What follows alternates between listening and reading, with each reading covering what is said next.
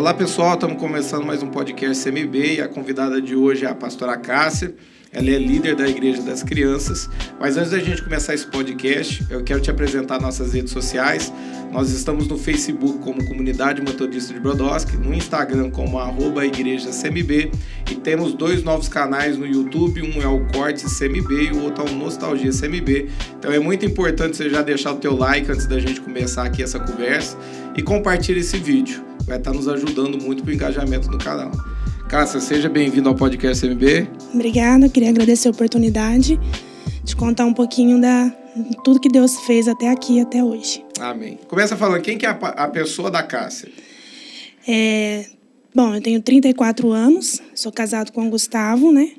Tenho 2 filhos, o Levi e a Esther.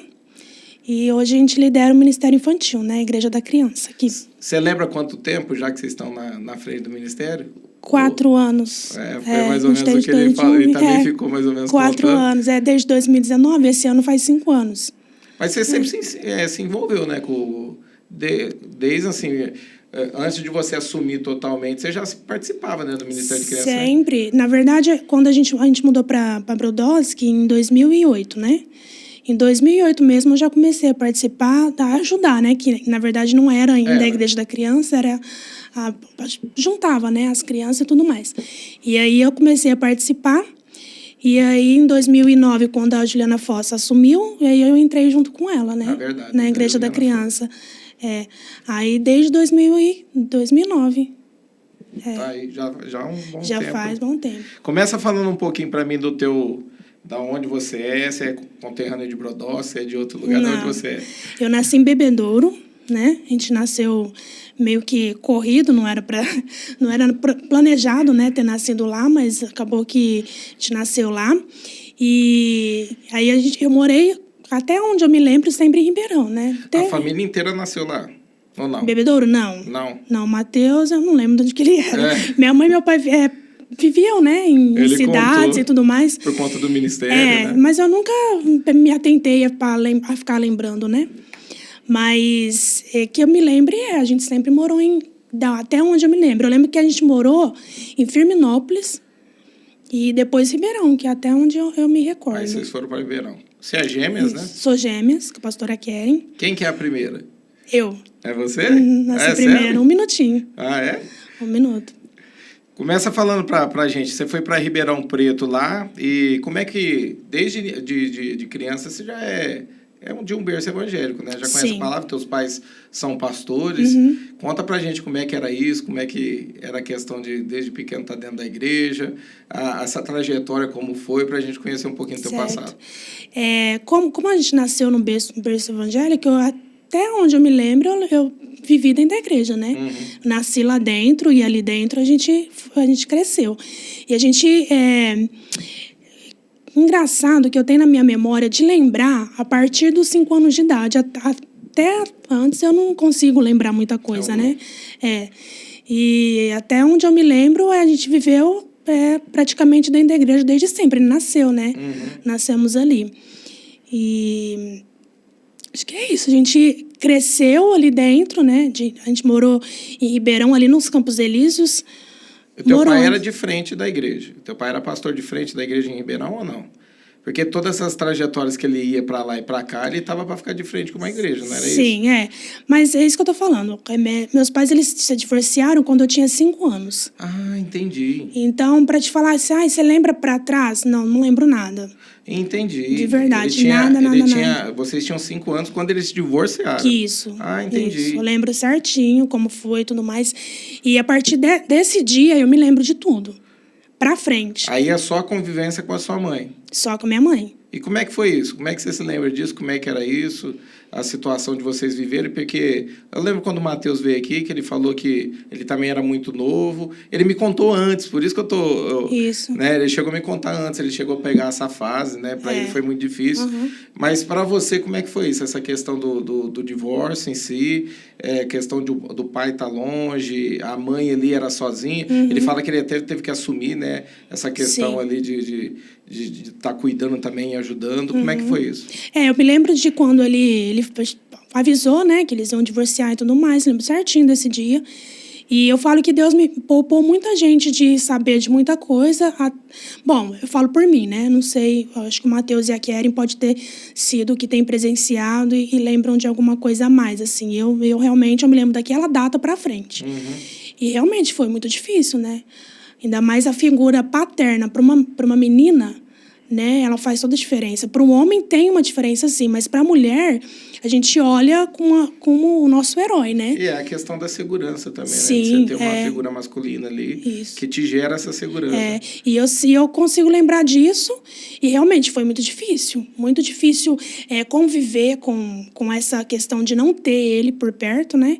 Eu lembro, assim, tem alguns flashes na minha memória de muito pouco, assim. Eu lembro de 1 ou 2 situações da gente junto, ele brincando com a gente, ele casado com a minha mãe ainda.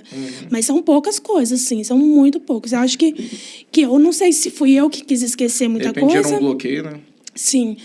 Ou realmente Deus permitiu que isso ficasse para trás, né? Só o pessoal em casa entender, teus pais separaram, né? Hoje eles estão juntos de novo. Isso. Mas ele ficou quanto tempo longe de casa? 12 anos. 12 anos. Aí Deus restaurou esse casamento. Hoje o ministério dele também já está reconciliado. Já há quantos anos? Você tem uma ideia? Que a gente está em... deve ter mais de 20 anos. Mais de 20 anos, né? Que ele mais para as pessoas em casa entenderem a situação do que a gente está falando. Né? Hoje teu pai é pastor, né? E esse casamento já foi restaurado há mais de 20 anos. Graças a Deus está tudo uma bênção, Graças a Deus. Essa questão da família em si. Mas você entrou num ponto que é interessante, na hora que você falou da questão da paternidade ali. Isso aí fazia, por exemplo, mexia com você? A questão de você... Porque eu lembro quando meus pais se separaram, né? Que, na verdade, eu chamo de pai porque ele foi meu padrasto.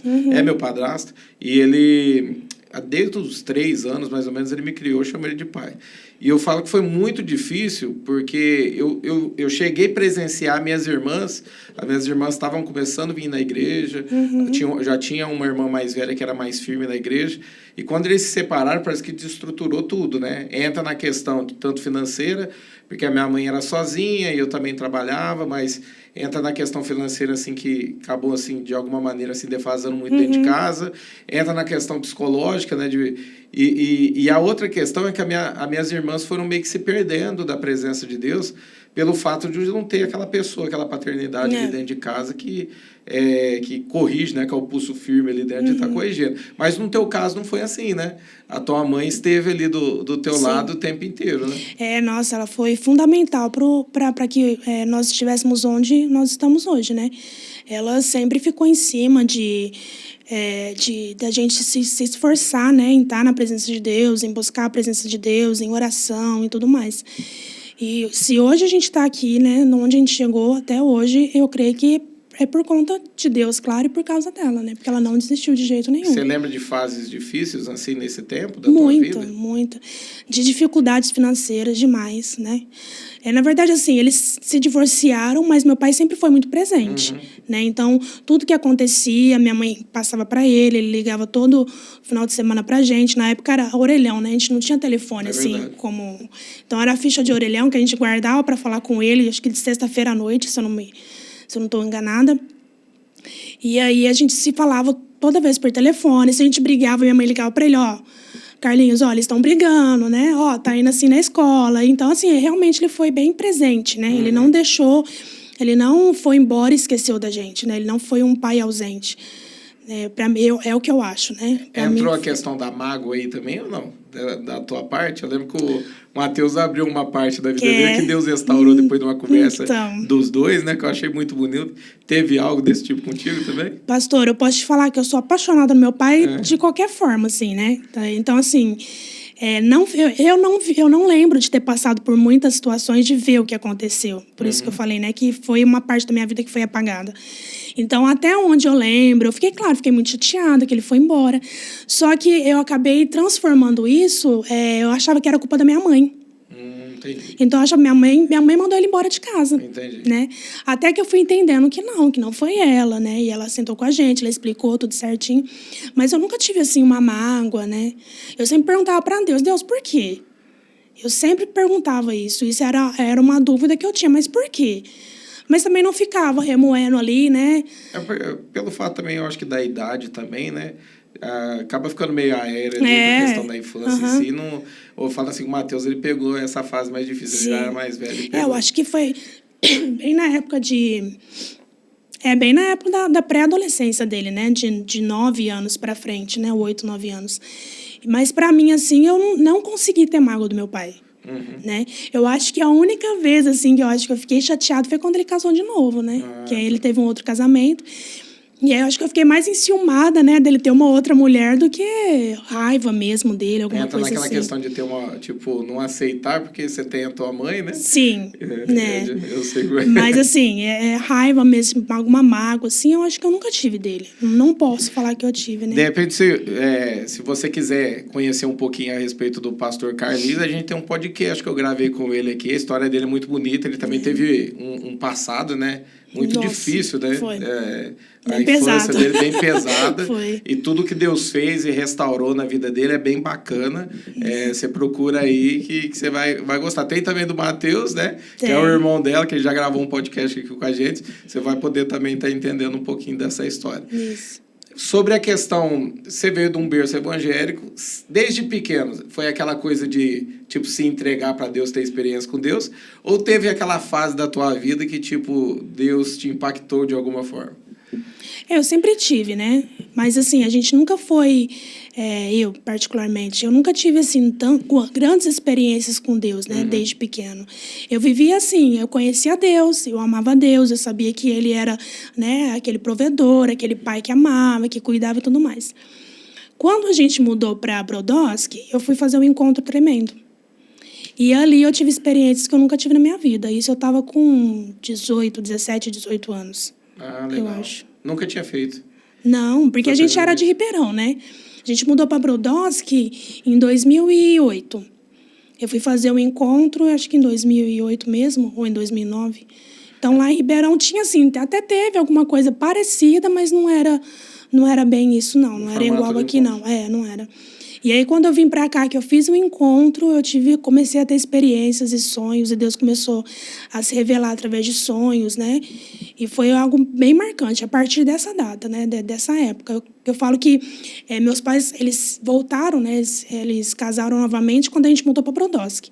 Tá. E eu falo que daqui para frente, Deus começou a trabalhar na minha vida de uma forma sensacional, assim. Eu comecei a ter experiências com Deus, comecei a ter sonhos, visões, assim, a partir desse momento, né? Eu lembro que eu acho que é mais ou menos isso aí mesmo, de 2008, porque eu cheguei a fazer meu encontro, acho que foi de 2004 para 2005. Foi nessa época, mais ou menos, que eu também voltei para Jesus, que eu estava afastado dos caminhos dele fazia uns 7 anos. E eu lembro quando vocês chegaram, e o que chamava atenção na igreja, eu acho que só tinha vocês, que eram, tipo assim, gêmeos, assim, de ser parecida, né? Porque tinha a questão, assim, de ter os casais, né, que eram gêmeos, mas nunca... tem as tatas, né, que a verdade, a as Nayara tatas, e a Nara. É verdade, tinha elas. E eu lembro dessa fase, quando vocês chegaram e chamou atenção, foi por esse fato. Então, foi mais ou menos por aí mesmo. Foi em 2008. Você consegue narrar algumas experiências que você teve no encontro, assim, que te marcou? Vixe, foram muitas. Eu nunca tinha ouvido Deus realmente falar comigo audível, assim, né? No encontro eu tive. Em todas as ministrações. Eu lembro que a gente, durante o intervalo, né? A gente estava comendo alguma coisa e tal, e eu ficava num canto só chorando. Eu não conseguia parar de chorar. Era algo assim, parecia que o Espírito Santo estava me tomando, sabe? O tempo todo ali. É aquela coisa que você sente que você tá cheio e só quer derramar na presença Nossa, dele. eu só sabia ficar sentada no cantinho sozinha, assim, chorando. Eu chorei muito, muito, muito. E eu lembro até que um dia antes de fazer o encontro, eu fiz junto com o meu irmão, né? Com o Mateus. Ele fez, era separado, né? Aí ele foi fazer e eu também. E aí eu lembro que a gente brigou feio um dia antes. Eu falei, nossa, eu tenho certeza que alguma coisa lá vai acontecer. Porque eu lembro que eu até quebrei um prato no chão de tão nervosa que eu fiquei com ele. E ali Deus, não parece, mas eu era muito nervosa. Ah, é? Muito nervosa, assim. Foi bem nesse tempo que Deus começou a me quebrar mesmo, né? Eu achava que tudo era culpa, né? Que acontecia errado era porque eu era muito nervosa, era porque eu era muito estressada. E quando eu fiz o encontro, ali, Deus começou a me tratar, Deus começou a realmente me quebrar. E ali foi um nascimento novo meu.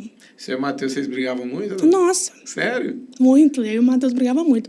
Porque eu achava que a Keren era protegida dele, né? Ah, tinha essas coisas? Ixi, tem coisa de irmão, né?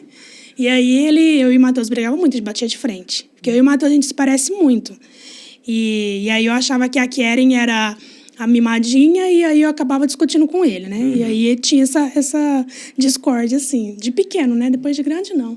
Nesse dia a gente discutiu, eu nem lembro por que mais. Mas não era de se bater um no outro, não. Era de discussão. Não, teve, a gente brigava de se bater. Ah, é? Mas sim, você mas batia de no pequeno. Matheus, né? Ele é molão, você que batia nele, né? Não batia nada, eu apanhava também. Mas isso é coisa de pequeno, né? Depois de grande, a gente teve essa briga. Mas eu entendi que ali Deus queria tratar a nossa vida e o diabo estava querendo, né? Que é entrar no meio dessa confusão e dessa briga. Eu nem lembro, eu devia lembrar por que a gente brigou num dia antes do encontro, mas não lembro. E aí, nesse encontro, realmente Deus mudou minha vida. Sim, de uma forma extraordinária. Eu sou outra pessoa, né? Ô, Matheus, tô te chamando de molão, mas tô brincando, é porque você é calmo, viu?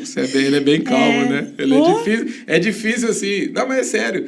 Eu percebo, assim, que ele leva ao extremo, assim, pra não chatear alguém, né? Mas quando ele tá chateado, ele coloca pra fora. Mas desde a minha convivência, desde quando eu conheço ele sempre foi bem tranquilo. Quando você conheceu o Gustavo? Nesse meio aí. A gente mudou pra cá em 2008, quando foi em março, dia 8 de março de 2008. Foi no Dia da Mulher que a gente mudou pra cá.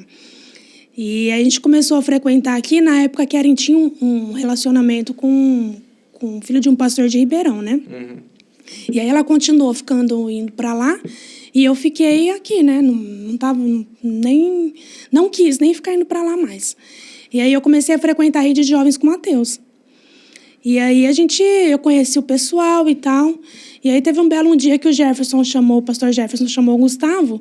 Falou, Gustavo, mudou um pastor pra cá. E esse pastor, ele tem 2 filhas e uma tá solteira. Né? Ah, desse jeito. Desse jeito. Tá encaminhando já. E aí ele falou assim, eles precisam pintar um apartamento lá. Na época o Gustavo era pintor, né? Vai lá ajudar o pastor e aí você já aproveita que ele tem uma filha que é solteira. A outra não, mas tem uma que é. E aí passou, ele não achou a casa e tudo mais, e aí a gente começou a frequentar a rede de jovens. Num belo dia, a gente está todos sentados na rede de jovens, né, num círculo.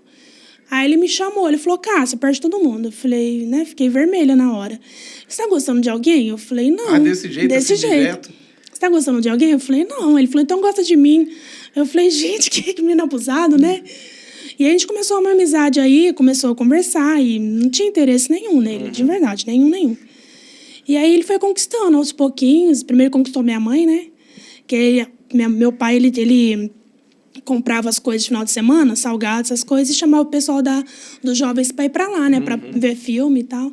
E aí a gente acabou se conhecendo mais e relacionando tudo mais. E o Matheus era ciumento, não? Vixe, o Matheus ficou com ciúmes. É sério? Ficou. Mas tá vendo? Agora você viu que você era mais protegido das irmãs. Não era não. Mas assim, nessa época, o Matheus, ele não teve tantos ciúmes, né? Porque eu sempre tive muito assim comigo. Se for alguma pessoa que meu pai, minha mãe e minha família não aprovar, eu não vou ficar discutindo, não. Porque eu sempre tive muito temor a Deus, né? Então, eu pensava assim, bom, eles são boca de Deus para minha vida. Então, se eles falarem que não, não. E tem a questão também do Matheus ter assumido essa questão dentro de casa, né? De Sim, ajuda, de cuidar. Eu lembro quando eu conversava muito com ele, até hoje ele é muito responsável em tudo. Muito. Eu não lembro de ter pegado uma fase do Matheus, assim, desde quando eu conheço ele, que ele foi uma pessoa irresponsável, muito sério. Eu até achava ele sério demais, porque eu sempre fui muito brincalhão. E eu tentava, assim, às vezes, assim, e ele era muito sério. E depois que eu fui entendendo que foi essa questão dele ter entrado, né, como a pessoa que estava suprindo, né, essa situação do teu pai. Sim. De ter saído, e ele entrou mesmo para poder cuidar, né, a questão de cuidar dentro de casa, cuidar de vocês. Não, o Matheus, ele é um homem admirável, assim. Até hoje ele tem um cuidado com a gente, uma preocupação. Ele liga para perguntar, né, vocês estão bem, estão precisando de alguma coisa? Até hoje ele é assim, né. Ele até fala que ele não devia ser assim, mas ele não consegue. Mas é algo que a pessoa acabou criando, né.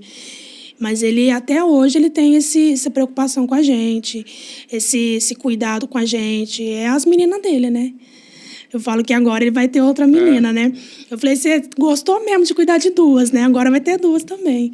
Mas ele sempre foi assim, sempre foi protetor, cuidadoso. A gente, quando contava, né? Acho que eu tô gostando de tal pessoa. Ele já ficava meio assim, né? Já ficava enciumado. Com o Gustavo, ele ficou um pouco enciumado. Só que foi diferente. E duro que não é que nem lá fora, né? Tipo, no mundo a gente bate no cara, né? Dentro da igreja você tem que só não gostar e pronto, né? É verdade. Eu falo porque eu tenho irmãs mais novas, né? E eu lembro de uma situação que eu tava começando a voltar para a igreja e eu não tive coragem. Começou a beirar um rapaz lá que queria namorar minha irmã. E naquele dia eu fiquei meio assim, eu segurava, já tinha a fama de ser brigador dentro da cidade, batendo nos outros, né? Só que eu não quis entrar, porque eu tava me convertendo mesmo de verdade. Só que não teve jeito. Foi meu pai que catou o rapaz pro pescoço. O rapaz sumiu. Não era uma boa pessoa, o rapaz sumiu. O Matheus, ele era ciumento, sim, mas com o Gustavo foi realmente totalmente diferente. Porque eles, na verdade, não sei se o Matheus comentou, os jovens daqui, eles iam para Ribeirão com os jovens de lá da igreja que a gente participava. Na época eu era criança, né? Porque o Gustavo é 4 anos mais velho que eu. Então, fazia diferença, há uns anos atrás, para a infância e adolescente, né? E aí, o Matheus já conhecia o Gustavo.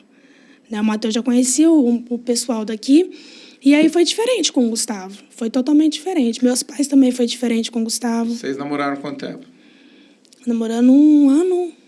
Pouquinho. Foi, a gente começou... Ele pediu para orar comigo em 2008. Ele não perdeu tempo, não.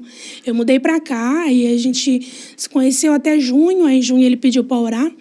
Aí, meu pai ele falou assim, pode orar eu oro por você ora por mim, Teu orar pai? pode, E aí, a gente começou a orar em junho.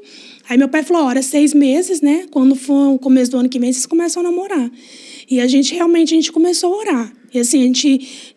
Teve uma época que a gente nem conversava, porque a gente realmente queria saber se era de Deus, né? Se Deus estava nesse negócio. E aí, a gente orou até dezembro, quando foi em janeiro, dia 7 de janeiro de 2009, a gente começou a namorar. Aí namoramos até novembro de 2009, ficamos noivos.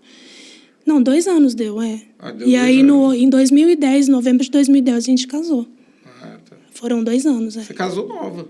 Casei com 21. 21 anos. 21 anos. Não é mais ou menos isso aí também. Eu também casei mais 20 para 21, Foi 20 para 21.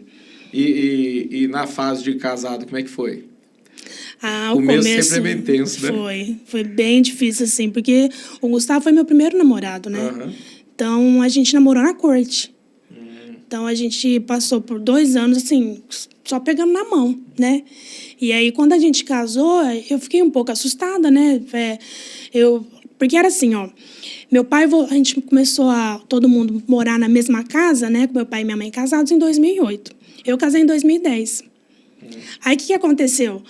Eu ficava imaginando, falei, nossa, agora que meu pai voltou para casa, né? Tá todo mundo lá junto e eu não tô lá, eu casei. Fase de curtir agora de não novo, curti, né? Curtir a restauração. Não curti. E aí foi bem difícil, assim, para mim, né? Eu ligava pra minha mãe, eu tinha o costume de toda noite, mãe, benção, mãe, né? Deus te abençoe, dorme com Deus e tudo mais. E aí eu casei, eu ligava para ela, mãe, benção. Né? Umas coisas assim, que a gente estava acostumado, né? Que a gente era sempre grudada na minha mãe. E foi difícil o começo, acostumar, né? Eu te perguntei também, porque tem a questão de você ser gêmeos com a tua irmã. Você sempre foi bem grudada assim ou não? Muito. Não teve... A gente era muito grudado.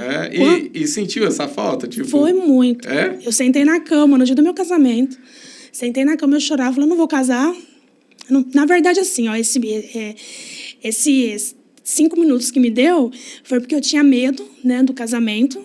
Algo desconhecido, né? Desconhecido por tudo que meus pais tinham passado, né? Eu sempre tive muito medo. Eu falava que não ia casar, né? E fui a primeira a casar. Eu tive muito medo no começo, né? E aí eu sentei na cama e falei, não vou mais casar, pode desmarcar, pode ligar lá pro Jefferson, falar que eu não vou casar hoje. Deu uns 5 minutos assim, e ela chorou muito. Minha irmã chorou muito, nossa, muito, muito, muito. E quando eu fui casar, estava no processo de término do namoro dela, de muitos anos, né? Então, ela sentiu bastante, porque a gente se afastou um pouco. Eu fiquei mais até grudada com o Matheus por conta desse relacionamento dela. Né? Que ele acabou levando ela mais para Ribeirão, acabou quebrando um pouco a nossa... esse grude que eram as duas, né? Mas não perdemos, não. Graças a Deus, a gente continuou essa aliança que a gente tem, né? Eles falam assim que a questão dos gêmeos aí tem coisa que um sente do outro, isso aí é verdade ou não? De sentimento tem. É? Tem até hoje. E tem a questão também, eles falam até dessa situação de premonição, até de um olhar pro... Muito. É muito estranho, assim. Até de sentir o que o outro tá passando. Quando ela estava grávida, que ela passava enjoo, né, com o Enzo, eu tive enjoo com ela. Ah, sério? Sem brincadeira. Tive enjoo com ela, eu passava mal junto com ela. E aí a gente, às vezes, eu acordo, eu não tô bem, aí ela me liga, tá tudo bem com você?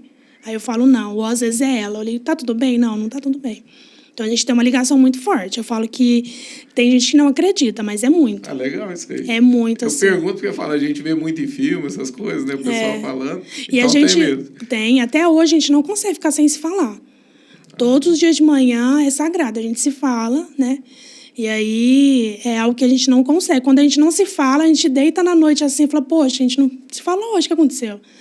A gente tem uma ligação bem forte, Keren. Você entrou na situação do início aí de casamento aí. Como é que você começou a falar? Eu te cortei. Foi difícil, assim. Na verdade, a gente é um desconhecido, né? Mas começamos do início, né? Tinha briga também ou não? Não. Ou só no meu que tinha briga? Não, a gente... na verdade, assim, ó... Pra mim brigar com o Gustavo, é difícil, né? Pra tirar ele do sério, tem que fazer muita coisa. E, na verdade, eu acho que eu mais senti, porque logo quando eu casei com ele começou a estudar aviação. E aí eu ficava sozinha em casa à noite. E aí aquilo me dava uma agonia, uma coisa ruim, né? E eu não queria que ele fosse me deixar sozinha. Mas briga assim, não. Eu acho que eu senti nesse aspecto, né? Mas meus pais moravam aqui também, então eu acabava indo pra lá e tal. Mas briga mesmo, não. Vocês lembram de fases difíceis no casamento? Teve. Quando a gente fez... Logo quando eu casei, eu sempre quis ter filho, né? Sempre foi o meu sonho, sempre amei, sempre fui apaixonado por criança. E aí a gente ficou tentando e a gente não conseguia. Fazia os exames e nada, mas eu tinha a promessa que Deus ia me dar, né? E aí quando fez 6 anos que a gente casou, eu engravidei do Levi. E há 1 ano antes de eu engravidar, o Gustavo começou assim a perder o foco, né? A perder a fé, a perder a vontade. Ele contou dessa fase. E foi muito difícil, assim, pra mim, né? Porque eu via que ele estava se perdendo. Mas eu tive uma coisa sempre comigo, assim, que eu não ia deixar o meu casamento acabar. Então eu falei... Ele fala que eu acho que, não sei se foi uma promessa que você recebeu, você casaria com um pastor, eu não lembro. Foi algo mais ou menos do tipo. E você sempre batia em cima dessa promessa, né? Sim. Eu tive foi isso mesmo? Foi. Ele falava assim, eu recebi uma palavra que eu ia casar com um homem de Deus, que ia ser pastor. Era isso mesmo? Na verdade, ele até contou isso aqui, né? Teve um culto de uma garagem de uma casa, uma senhorinha que era amiga da minha mãe. E aí ela falou, um pastor de fora veio e falou, olha, eu tenho uma palavra para vocês duas. Chamou a Keren. Falou que a Keren se envolveria com pastoreado e tudo mais, e eu também, só que eu seria mais pro lado da música. Falei, impossível, minha voz, né? Porque, para quem não sabe, né, todo mundo pergunta, eu fiz uma cirurgia do coração, e aí eles lesionaram a minha corda vocal, quando eu era bebê. E aí ficou essa voz rouca, né? E aí todo mundo pergunta, você tá rouca? Até as crianças, né? Da igreja da criança. Que acabou afetando. Afetou. E aí eu falei, imagina, é impossível eu, né, com a área de música. Eu falei, às vezes ele errou, né? Mas ele falou que as duas seriam da área de pastoreado. Até o Mateus, na época eu lembro, que ele falou do Mateus também. E aí que eu sempre bati nessa tecla. Eu falei, é promessa do Senhor e eu vou correr atrás. E o Gustavo deu muito trabalho, assim. Muito trabalho. Eu lembro dessa fase. Ele tava ficando rebelde. Né? Ele ficava assim... Eu lembro que ele colocava música, assim, circular dentro de casa. Eu ia lá, colocava louvor, ele aumentava. Né? Mas, assim, o tempo todo, eu lembro que eu orava em línguas. Falava, Senhor, é teu, não é meu. Né? O Senhor uniu a gente, mas ele é teu. E eu creio que o Senhor vai fazer alguma coisa na vida dele. Sabe que vocês estavam sozinhos ou vocês estavam com a tua sogra? Não, vocês estavam sozinhos, não era?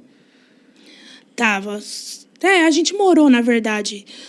sem ser na minha sogra lá, 2 anos de casado. Né? Um ano e meio, alguma coisa assim. Porque depois vocês acabaram indo para poder ajudar a tua sogra e estar junto com ela ali, cuidar dela, né? Na verdade, a gente mudou para lá porque na época o Gustavo perdeu o emprego. Começou assim, a gente começou a passar uma fase muito difícil. Tá.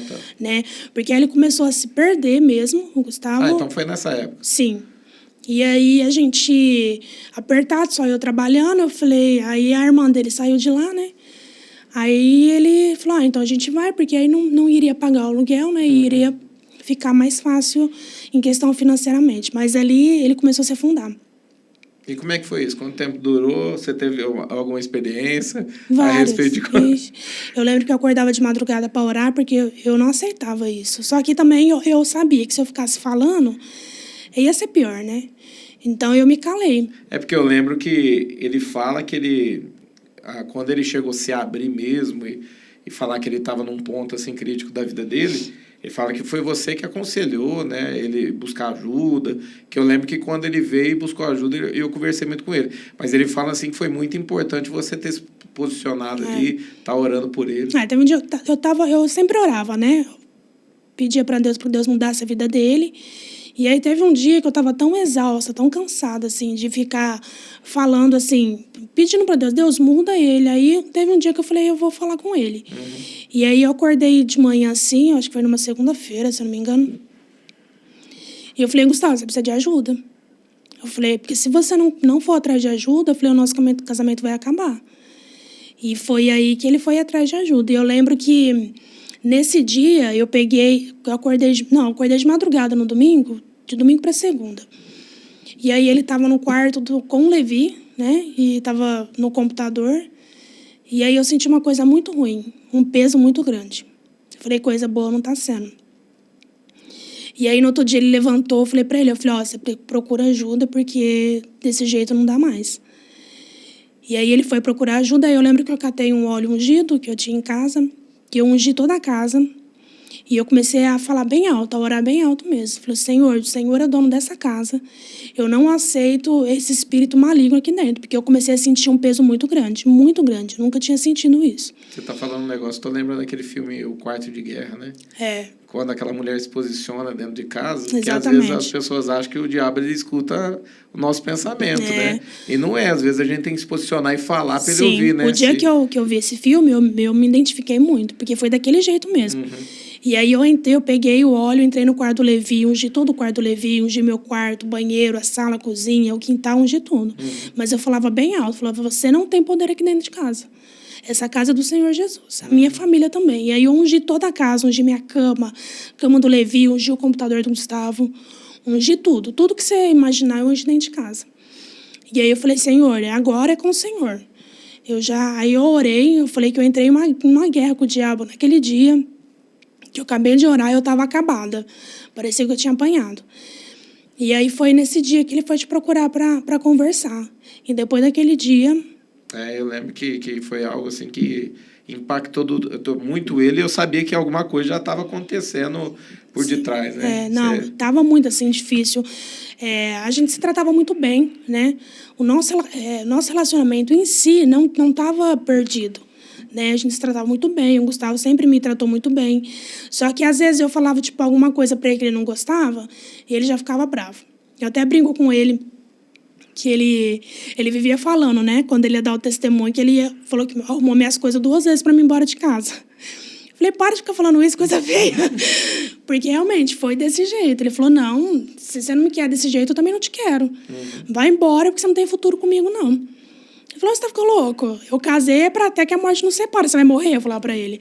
Porque eu não vou morrer ainda. E tem aquela questão também de você não aceitar o que você passou, né? De quando era criança. Sim. Questão do divórcio dos seus pais. Que eu sempre falei isso, pastor. Eu sempre falei que eu nunca ia passar por aquilo. Eu nunca aceitei isso. Falei, Senhor, eu não aceito. Né? Independente de tudo que aconteceu na minha família, eu não aceito que seja... menos que aquilo que o Senhor sonhou para mim, né? E eu sempre falo assim, que aquele negócio de seus pais andaram, você correrá e teus filhos voará, é o que eu tenho para minha vida, né? Então, meus pais andaram, eu tô correndo e meus filhos vão voar. E aí eu tinha isso para mim, meu casamento não vai acabar. Até onde eu estiver aqui, eu vou. E o nosso relacionamento em si, a gente não tinha problema, a gente não brigava. O Gustavo, ele, até onde ele tentava ser romântico, ele era do jeito dele, né? Eu sempre fui até mais, ele até fala que ele mudou muito por conta disso, de eu ensinar ele a ser mais carinhoso, né? Mais atencioso. Ele fala isso mesmo, ele fala. E ele mudou muito, muito, muito, muito.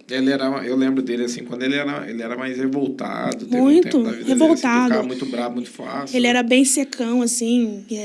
Até falei pra ele, esses dias, eu falei, nossa, como que você mudou, né? Que você tratava as pessoas de uma outra forma. Hoje ele é mais carinhoso. Então, trabalhando com criança, né? Então, a gente vê que realmente é um outro Gustavo mesmo. Ó, vamos entrar numa área a respeito de ministério. O que te atrai? As crianças. Eu falo que eu sou apaixonada, né? Às vezes a pessoa fala, mas é tudo isso mesmo? É tudo isso. Realmente, eu me lembro quando eu era pequena, eu ia na escola dominical que tinha, né? E aí eu ficava vendo as tias, né? Os pastores lá com as crianças. Eu falava, é isso que eu quero para minha vida. Né? Não, e é interessante, né? Parece que a gente vai sendo ministrado já desde pequeno, Desde pequeno. Você entende a questão do teu propósito, né? Aquilo vai te chamando a atenção. Você vê que é parecido com aquilo que você quer viver. E eu sempre sonhei em fazer pedagogia, mas Deus não permitiu que eu fizesse. E hoje eu entendo por quê. Eu acho que se eu tivesse feito, né, eu tinha me perdido, né? Hoje eu não tenho formação, né, de pedagogia. Acabei fazendo um outro curso de fiscal, nada a ver. Mas eu sempre tive isso comigo, que eu ia trabalhar com criança, de qualquer jeito, né? Fosse fazer o que for. E aí eu sempre olhava elas e falava, é isso que eu quero para minha vida. Hoje, quando você olha a respeito de criança em si, né? E tudo que... Você lida com muitas crianças, né? Tem a mais calminha, tem a mais brava, tem a mais agitada, esse tipo de coisa, né? Hoje eu vejo assim como um trabalho essencial dentro da igreja, né? Só que tem aquela coisa, né? A gente dentro da igreja, a gente vai entrar nesses assuntos, tá, né?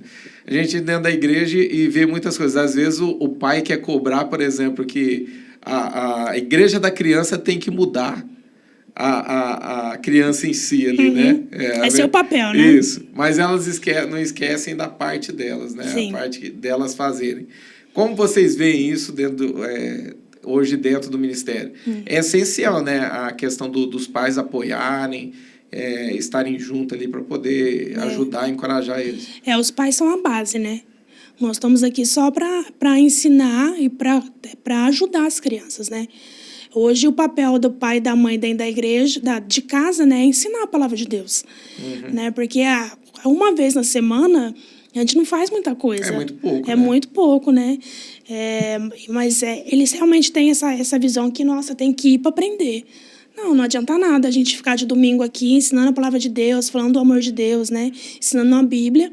Chegar em casa, os filhos não vê o pai orando, né? Eu ia entrar nesse ponto. Jejuando, buscando a Deus, de nada vai. Eu ia entrar nesse ponto, porque eu falo assim, que a melhor formação que você pode dar para uma criança, para ela conhecer a Deus, não é você forçando a criança a fazer nada, é você vivendo e ela te vendo, né?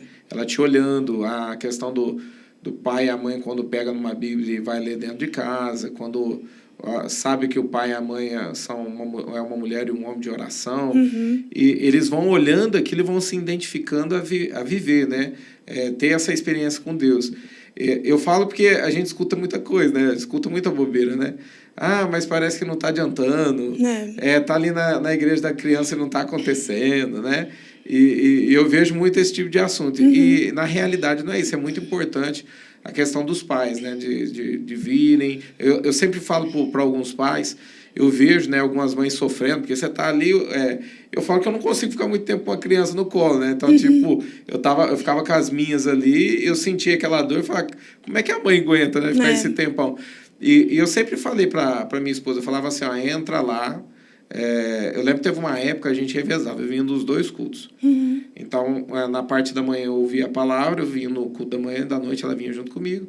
E na parte da noite, teve um tempo que eu comecei a sair para fora e ficar com a minha filha para ela poder também ser ministrada, né? Então, a gente fazia esse jogo. E quando a minha filha foi pegando idade para entrar na igreja da criança, eu lembro que eu falava para a Patrícia, falei, vai e fica, né? E se for para você ficar um tempo lá, um mês lá, eu não sei, até ela se acostumar com aquele ambiente, porque a mãe, ela vai e de repente ela desiste, né? Ela deixa o filho volta porque de repente o monitor foi e levou, e ela se entrega para aquilo ali e fala, ele não quer ficar na escolinha e deixa. Ou, de repente, não quer ficar na igreja da criança e deixa. Que é o que acontece muito, né? Acontece muito.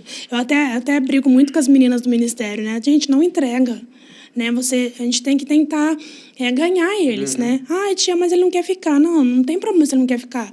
Chama ele de canto, né? Domingo passado eu estava com as crianças e aí umas 3, tia, eu quero minha mãe. Tia, eu posso com a minha mãe, né? E aí são aquelas crianças que estão indo na transição da sala dos maiorzinhos, né? Chama de...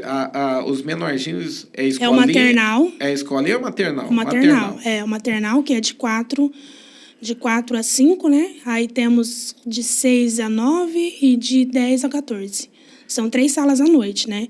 Tá. De manhã a gente não tem ainda, porque ainda funciona a teologia, a gente acaba ficando sem sala. As salas acabam ficando ocupadas, né? Mas à noite a gente tem 3 salas. A igreja da criança, qual que é a idade? É de 4 a 14. De 4 a 14. Né? Dividir nas salas de 4 a 5, 6 a 9, de 10 a 14. Hoje o que tem acontecido também, e eu acho bacana a gente falar, é a questão da entrega das crianças hoje para buscar a Deus, né? Ter experiências. Você poderia falar para a gente assim, algumas experiências que você chegou a ver nessa busca? Porque eu vejo assim, que às vezes vocês colocam até alguma criança ali para poder fazer o louvor, né? E apaga a luz, e as crianças têm se entregado muito, têm tido visão, experiência com Deus ali. Pastor, eu preciso te falar que isso tudo começou desde 2009, né? Que é essa geração do Mateus Scandiuzzi, né? Do Israel, da Lohane, que hoje são líderes da e pastores, Amabile, né? Isso, são essa geração que começou daí, né? Então eu falo que a gente aprendeu muito com isso. E eu acho que é por isso que hoje está assim, né? Porque a gente carregou uma bagagem. Só voltando um pouquinho, em 2009, quando eu entrei no ministério, eu fiquei de 2009 até 2015. 2015, quando o Tiago faleceu, ele faleceu em 2015 ele faleceu. Quando ele faleceu, a Juliana procurou a gente e falou, olha, eu estou saindo, né? Agora é um tempo que eu preciso sair e tudo mais. Queria saber se vocês queriam assumir. Eu senti que não era o tempo. Falei que agora... Eu estava grávida na época. Eu falei, não, agora eu não vou ficar, porque agora eu preciso, agora é minha família, né? Meu primeiro ministério. E aí eu saí do Ministério Infantil, eu fiquei de 2016 até 2018. Sem ficar no ministério mesmo, depois que eu voltei. Isso. Mas nessa época, de 2009 a 2015, foi a época dessa geração que hoje são pastores, são líderes, né? E desde lá já tem isso. E o mais legal que hoje, por exemplo, acho que o Mateus, essa galera aí que foi ungido mais cedo, que é tem o Lucas também, tudo, são a geração de pastores mais novos que a gente tem aqui no ministério, né? Porque a maioria foram ungidos mais velhos, né? Sim. E esses agora são assim, a geração mais nova que a gente tem de pastores que estão vindo. São vários. São a Amanda Versese, a Camila Versese, o Túlio, são dessa época, né? O Israel, a Giovana, a Lohane, a Amabile. Então, são essa geração que antes eram. Então, eles já estavam nesse processo. Foram ali que eles aprenderam isso, a buscar a Deus. Tinha dia que eles ficavam derramados na presença de Deus nos cultos, né? E quando a gente fala derramar, para as pessoas entenderem que está em casa, é chorar mesmo, né? Chorar, jogado no chão mesmo, Ficar jogado no chão, Sim. alguns joelhados e chorando, né? Sim. É isso que a gente tem visto, tem presenciado desde esse tempo, um despertamento sobre as crianças assim fora do normal. Sim. Né? Eu lembro que eles qualquer pecadinho que eles confessavam, assim, que pra gente não era tanta coisa, né? Mas eles chegavam, contavam. Eu lembro que Mateus, foi a primeira disciplina que deu pro Mateus, fui eu. Ah, é? Foi. Pastor Mateus. Pastor Mateus, E aí, qualquer coisinha, eles rasgavam o coração. Tia Cássia, eu preciso confessar. Né? E a gente olhava, era tão pouco pra gente. Mas para eles era uma coisa muito grande, porque eles estavam aprendendo ali, né?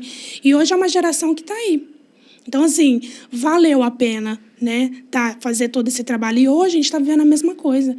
E é tão legal isso, porque a gente fala para eles, olha, sabia que o pastor Mateus um dia foi criança daqui?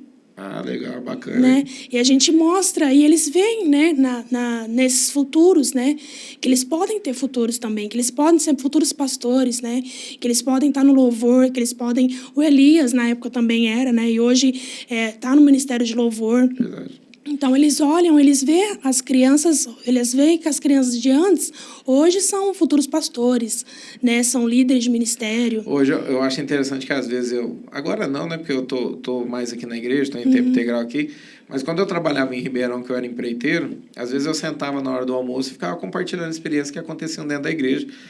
Pessoas assim que são lá de fora, que não conhecem a respeito da presença de Deus, né, tal, ter essas experiências. E eu falava de crianças que eram batizadas no Espírito Santo, que oravam em línguas, que oravam, né, pelas pessoas. Eu acho que tem uma foto, eu acho que eu devo ter ela guardada até hoje, que eu lembro de isso há uns 6, 7 anos atrás, eu sempre sentei do lado do pastor Jefferson ali, e às vezes as crianças vinham, ele estava sentado, e eu lembro que às vezes ele estava sentado por conta da coluna dele que tinha travado, um dia que ele não estava bem.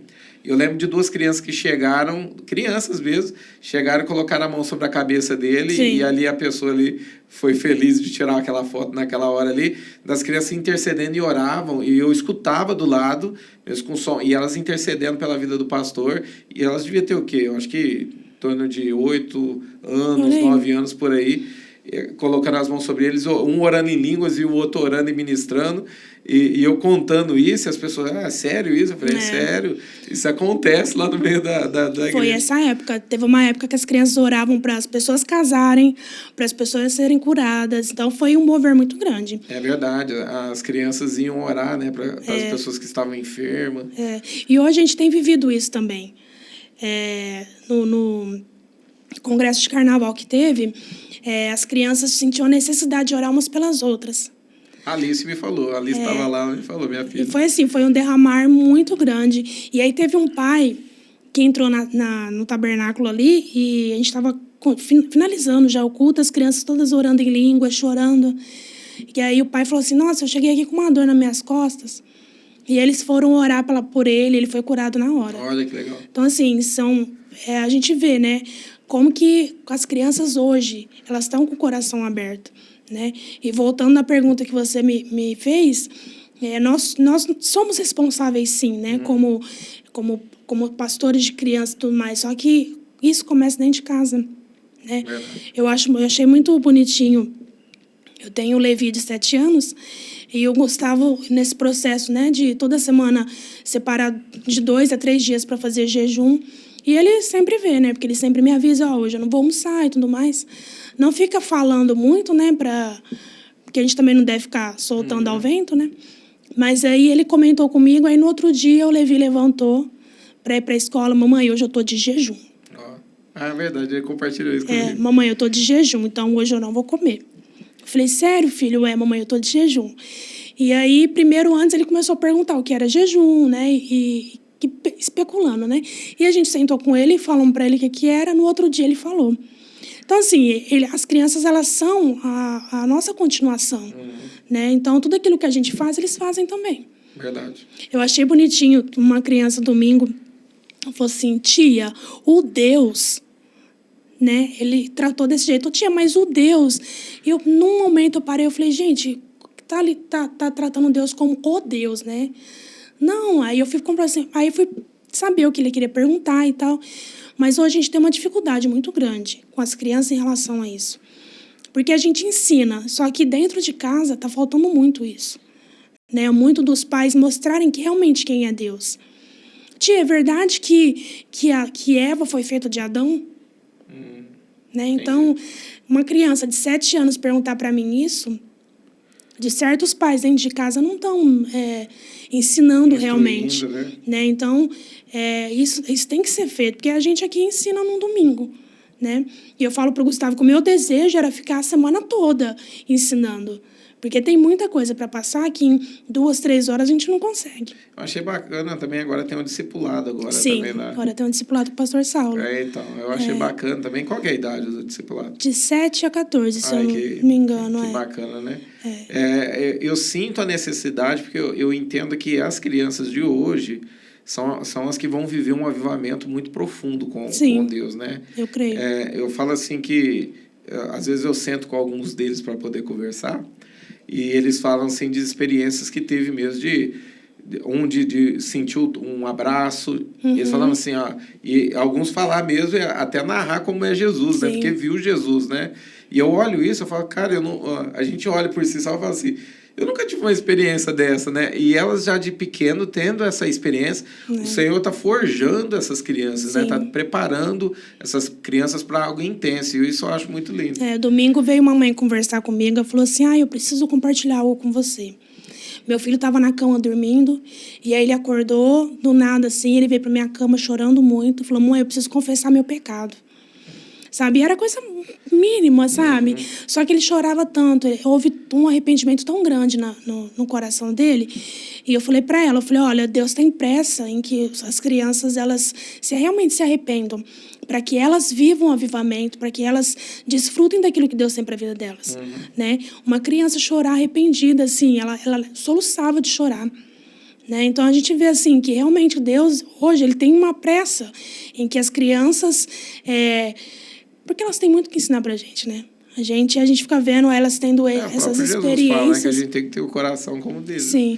É o que eu falei pra mãe dela. Eu falei, é esse coração que a gente tem que ter. Eu falei, glória a Deus que ele está se arrependendo, né? De mínimos pecados, mas para Deus não tem tamanho. Né? Então, para ele, realmente, isso é muito importante. Eu achei muito lindo ela compartilhar isso. E, realmente, várias crianças estão tendo experiências grandiosas, que se a gente for ver... E vale deixar o alerta aqui para os pais, né, que estiver assistindo esse podcast, insista com os seus filhos. Sim. Né, na igreja da criança, né, no maternal, insista com eles ali dentro, perde um tempo, né? Porque às vezes a mãe vem e ela coloca aquela coisa, mas é eu que estou precisando, de repente, são situações mesmo assim de desespero, né? Muito. Mas é aquela situação, né? O pai e a mãe devem pagar o preço pelos filhos, senta ali junto com eles, ficam ali até eles se acostumarem, né? Sim. Porque senão eles podem estar perdendo assim as maiores experiências da vida deles, porque é algo que Deus está fazendo, tem feito dentro das ministrações ali com eles. A gente tem tido essas experiências, mas o Gustavo hoje ele tem feito, né, as vigílias de sexta-feira, né? Sim. E as crianças têm sido tocadas também ali, algo está sendo derramado sobre elas. E os pais estão perdendo a oportunidade de deixar os teus filhos serem ministrados por Deus ali. Eu sinto o Espírito Santo fazendo algo poderoso. Muito. Só vou comentar algo que aconteceu comigo, e eu creio que foi a mão de Deus. Durante a minha gestação com a Esther, eu tive algumas intercorrências de sangramento, né, de descolamento de placenta prévia, e aí eu tinha que ficar totalmente em repouso. Né? E eu sempre tive ministério infantil assim, eu fazia, né? E foi um tempo que eu parei. Eu até falo que isso aconteceu na minha vida para Deus levantar realmente um Gustavo. E eu parei durante 4 meses, para mais, acho que 5 meses deu. Eu fiquei numa cama que eu não podia levantar, então eu não podia assistir os cultos, eu não podia, já vindo assim, né, da pandemia, que foi 2019. Começou em 2020, né? 2020 eu tive um sonho que a gente estava num lugar que parecia um aquário, assim. E aí estava eu, Gustavo e meu pai. E aí começou a subir uns corpos, assim, sabe? E aí vinha uma voz e falava assim, esse é o ano do cavalo amarelo. Eu lembro, você mandou esse sonho. Lembra. E esse ano o ano do cavalo amarelo. Que ele iria julgar os homens de barba, né? Isso. O ano do juízo de Deus sobre os homens de barba. Eu lembro. E aí aconteceu a pandemia, e foi logo quando a gente assumiu o Ministério Infantil. Não, e eu lembro que naquela época também, mexeu muito comigo, que estava crescendo uma situação dentro do Brasil, de um pastor que se levantou aí, que ele não soube, assim, eu acredito que ele não soube como lidar com a situação, porque foi muita coisa que veio, né? Mas ele começou a ser o centro de igrejas, de membros de igrejas. Ele recebia todas essas denúncias, né, desses pastores que estavam adulterando, estavam roubando, estavam cometendo pecados, até pessoas que estavam no altar e cantando, assim, conhecidos no meio gospel, né, que ministravam louvor, algo do tipo. E eu lembro desse sonho por conta disso. Eu falei assim, é muito forte, porque foi um tempo mesmo que chegou para conserto, né? Parece que o Senhor deu um reset ali na situação para começar novamente. E eu lembro dessa situação onde Você falava no sonho que esse sonho o Senhor estava vindo para julgar, trazer justiça, né, sobre os homens de Bar. Representa o sacerdote. Sim, né? Deus sempre falou muito comigo através de sonhos, né? E aí foi nessa época que teve essa pandemia toda. E aí o Gustavo, a gente tinha acabado de assumir o Ministério Infantil. O Gustavo já sabia, né, como é que funcionava e tudo mais. Porém, quem já tinha passado por tudo e vivido por né, sabendo como é que era eu. E aí passamos, e aí quando foi o ano passado que eu tive todo esse processo, o Gustavo teve que assumir, né, o Ministério Infantil sozinho. Teve a Edjane, que ajudou muito ele, que entrou bem no começo, antes de eu descobrir que eu estava grávida. Ela voltou para o Ministério Infantil depois de um tempo. Mais as meninas, que ajudou muito o Gustavo.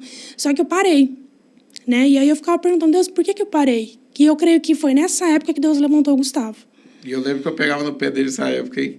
Que ele ficava bravo comigo, porque eu falava para ele falava assim, eu tô cuidando da minha esposa, que eu tô não sei o quê. Eu falava, Gustavo, vem pra cá. Eu pegava no pé dele e fazia ele vir. Eu lembro que até teve um dia que ele falou assim, eu vou entregar o ministério, porque ficou tudo para ele, realmente, né? E aí ele falou, vou entregar o ministério, tô lá conversar com o Jefferson agora. E aí eu peguei e falei, só pra falar, tava da cama, falei para ele, falei assim, não faz isso. Falei, Deus não pediu para fazer isso. Falei, quando ele pedir, ele falou, você vai saber e eu vou saber, agora não é hora. E fiquei quieta. Ele saiu de casa, pegou o carro, saiu. E eu fiquei em casa orando. Falei, Deus, o que eu vou fazer? Eu não podia ficar nervosa, né? Porque eu estava com risco realmente de perder a Esther. Então, eu fiquei assim, tentei me acalmar. Eu lembro que eu coloquei um louvor e fui orar, deitada ali na cama mesmo. E aí ele voltou, e aí Deus falou com ele, até usou a vida da Tata, né? A Tata mandou uma cesta lá para casa com um recado, vai ficar tudo bem. E aquele dia Deus falou muito com a gente. Então Deus levantou o Gustavo a partir do ano passado, né? Que as crianças começaram a ter um salto assim de crescimento em Deus. E eu entendi o porquê, né? Porque eu estava à frente e o Gustavo estava atrás. Ah, tá, entendi. Né? Então, aí Deus começou a levantar. Questão de posicionamento, né? O Senhor estava pedindo algo dele. Sim. E aí eu entendi, eu falei, não, vou ficar quietinha, né? E aí até ele foi ministrar numa igreja com as meninas, com a Edjane e com as meninas do... Eu não lembro que igreja que foi, acho que foi da Cidinha, não lembro. Ele foi ministrar para as crianças lá, ele nunca tinha feito isso. Né? Então, foi muito sobrenatural lá. E Deus começou a levantar ele. E quando eu entendi isso, meu sangramento cessou. Olha que legal. Cessou, parou, não tive mais. Eu lembro que meu último sangramento foi no dia do casamento do Matheus. Bem no dia mesmo. E dali para diante eu comecei a entender que Deus estava no negócio, que Deus ia cuidar dela. Porque né? você passa uma situação assim, bem difícil, né? De alguém que poderia ter perdido, né? A criança e Deus sustentando ali. Né? E você entende que foi isso, o Senhor estava posicionando ele no lugar dele. Antes de eu descobrir que eu estava grávida da Esther, em 2021 eu entrei num emprego. Né? Eu falei, eu vou começar a trabalhar, o Levi já está grandinho, o Gustavo trabalhava em casa, eu falei, fica com ele em casa enquanto eu vou ajudar, né? No financeiro de casa. E aí comecei a trabalhar, depois passado um ano certinho que eu estava na empresa, o Espírito Santo começou a falar comigo. Não é você que sustenta a casa, você não precisa ajudar, né? Quem faz sou eu. E nisso, assim, Deus fala comigo todos os dias. Um dia, eu até vi o Chapolin, ele parou, eu trabalhava do lado da casa da Keren Miguel. E aí ele parou com uma sacola cheia de coisas para os meninos da Keren, né? Que ele sempre faz isso, né? Eu acho muito bonitinho isso. E aí ele parou lá e Deus falou assim comigo, tá vendo? Eu tenho provisão. E naquele dia eu falei, é hoje. Aí sentei com meus ex-patrões, conversei com eles, chorando assim, falei, olha, eu preciso parar, eu preciso cuidar do meu filho, né? Não é momento de eu ficar aqui. E aí quando eu saí, numa semana, na outra, eu descobri que eu estava grávida. Nossa, bem desse jeito. Bem assim, foi bem numa semana para outra. E aí eu descobri que Deus estava começando a querer começar a fazer alguma coisa, né?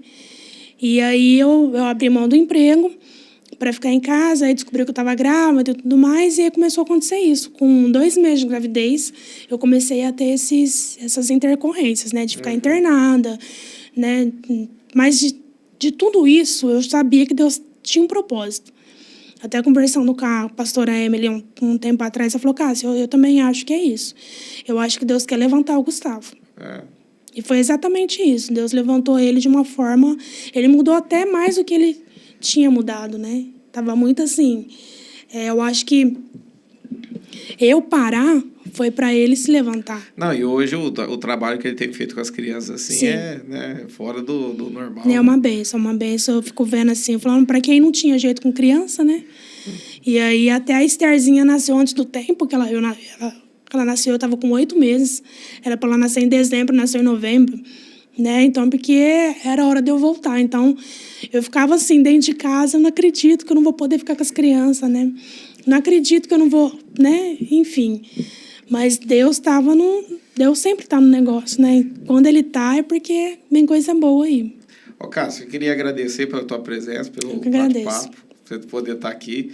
O trabalho de vocês hoje eu falo assim, é muito bonito o que vocês fazem, o trabalho de vocês, como Deus tem conduzido o Gustavo. Eu estou de perto, né? Eu tenho presenciado, tenho visto tudo isso. Eu sei que Deus vai fazer algo tremendo na vida dele. Eu falo assim, esses dias eu entreguei algo para ele, eu falei... Eu estava orando e eu vi Deus abrindo as portas para ele, assim, para ele sair ministrando essa questão de crianças, né? E eu achei muito bonito, assim, o que o Espírito Santo está fazendo na vida dele. Eu sei que tem para fazer ainda mais. Mas antes da gente encerrar, deixa uma mensagem para quem está em casa, olha para essa câmera e fala para o pessoal em casa. Primeiro, pastor, eu queria agradecer, né, o pessoal do Ministério Infantil, que trabalha com tanta excelência, com tanta responsabilidade, né? E o que eu quero dizer para vocês né? O Senhor, Ele tem pressa para que nós alcancemos aquilo que Ele tem sonhado para nós, né? Basta a gente abrir o coração, né? Em questão das crianças, pais, não deixem as crianças ficar fora. Isso é muito importante. Elas não, lá fora, brincando, correndo, elas não vão, né, reter aquilo que o Senhor tem para a vida delas. Então, se você puder, né, se esforce para que elas estejam no centro da vontade de Deus. E mesmo que elas achem ruim, né? Ficar ali, mas eu não gosto de ficar na igreja da criança. Incentive, né? Seja um incentivo, seja você dentro da sua casa um testemunho vivo da palavra de Deus. Seja um sacerdote realmente que mostra ao teu filho o caminho certo. Para que amanhã você não tenha que buscar ele lá fora, né? Verdade. Então, se ele está brincando lá hoje, então a gente tem um momento de diversão com as crianças, na igreja da criança. Então, eu sempre falei isso, não deixa. Não quer ficar na igreja da criança? Põe sentadinho do seu lado. Alguma coisa ela vai aprender ali também do culto, né? E não desista.